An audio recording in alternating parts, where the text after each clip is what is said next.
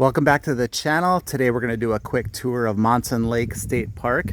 This is a small little park in the west central part of Minnesota. It's about 2.5 hours west of Minneapolis, kind of in the middle of farm country Minnesota here. It sits in this batch of woods and is on the edge of Monson Lake.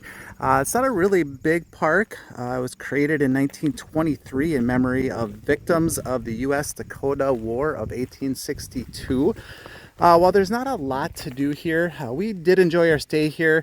Brought the kayak, did a little fishing. This place has some great sights. Definitely worth checking out for a nice little weekend visit.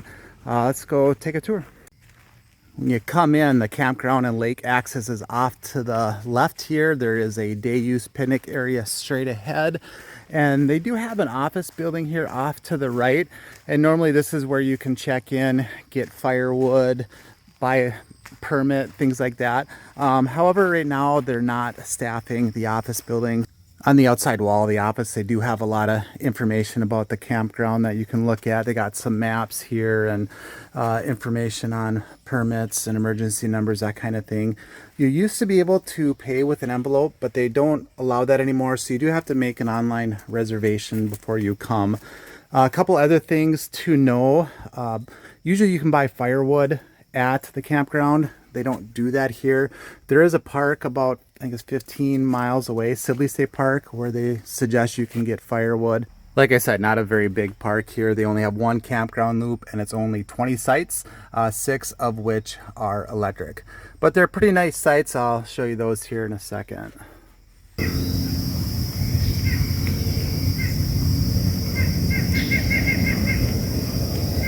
As far as water sources go, there are 2 spigots in the park that you can use. One is right next to site number 19 here. It's set out a little distance from the road. We had a 50-foot water hose, so we were able to make it work. But some of these spigots in state parks don't have an attachment for hose, water jugs only. But this one you can hook up a hose to your RV to fill up your potable tank. There's another spigot on the other side of the loop as well.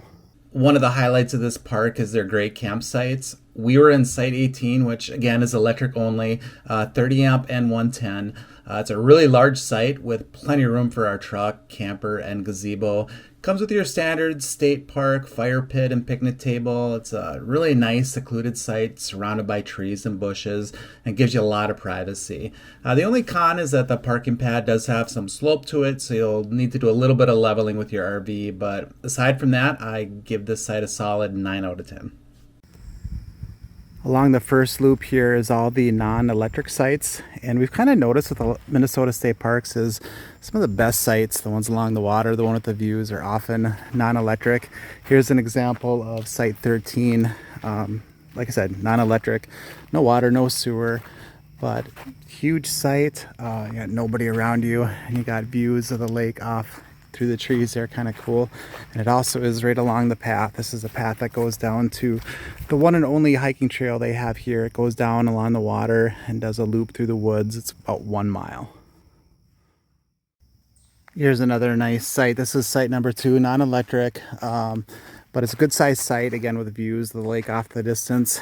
You know, with small parks, a lot of times you don't get really big, long sites. I'm always looking to see if a park has big rig-friendly sites, because we're getting closer to buying a motorhome or a 5th wheel here for retirement.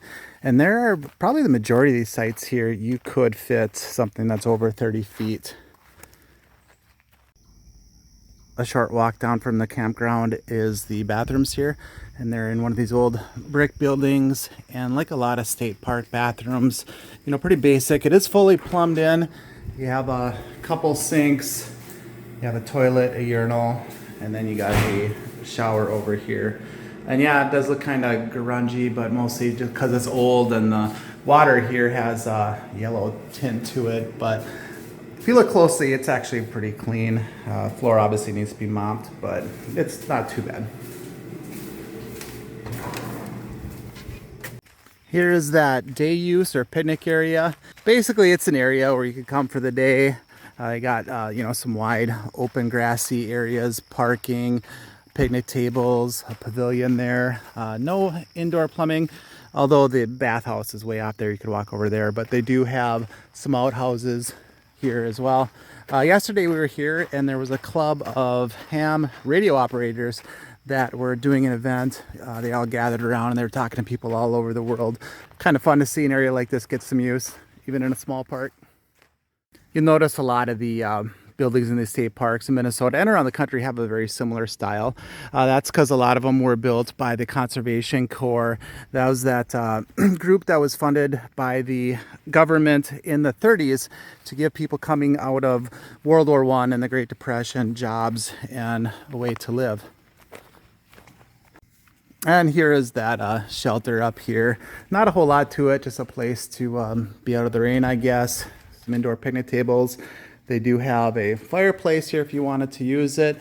One con with this park, it is slightly on the verge of being unkept. You know, they don't have anybody housed in the office anymore. And there's kind of areas like this where they just haven't cleaned up the bird poop. And, you know, some of the signs are starting to like tilt over and everything. It could use little upkeep in the maintenance. Not horrible, like I said, but you can just tell it's not getting the attention it probably once had.